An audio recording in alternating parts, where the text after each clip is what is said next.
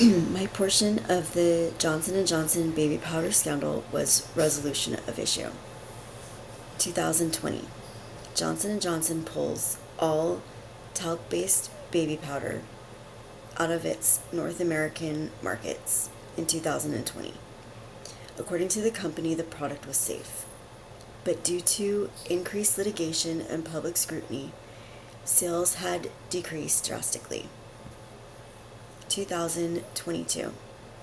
Johnson & Johnson said in 2022 that it would completely switch to cornstarch formulas by 2023 and end the use of talc-based baby powder internationally. With this action, talc was completely removed from its consumer baby powder range. The moral rights viewpoint presented in Chapter 3 states that this is an effort to protect the basic rights of consumers to health and safety, but removing the substance doesn't necessarily absolve someone of responsibility for past harm. The ethical dilemma still stands. Does accountability go beyond simply halting future sales?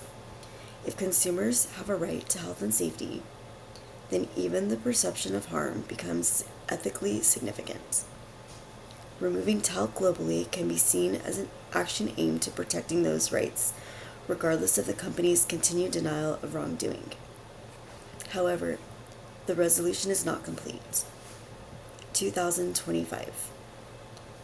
The legal approach took center stage by that year.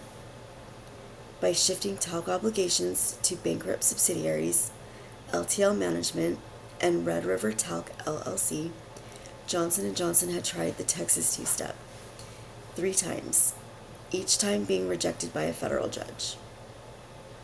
The goal of this strategy was to combine tens of thousands of cases into a single well-organized settlement. On March 31st, 2025, the court rejected the most recent $10 billion offer, stating that Johnson & Johnson was not in financial distress. Over 71,000 cases are still pending and ongoing. This indicates that the problem is not completely resolved. From a utilitarian standpoint, Johnson & Johnson might contend that it aims for predictability and efficiency. The plaintiffs argue for individual due process from the standpoint of moral rights. Corporate character is still being put to the test in this case. Ultimately, this case shows that corporate character isn't just about what a company sells. It's about how leadership responds when trust, safety, and accountability are challenged.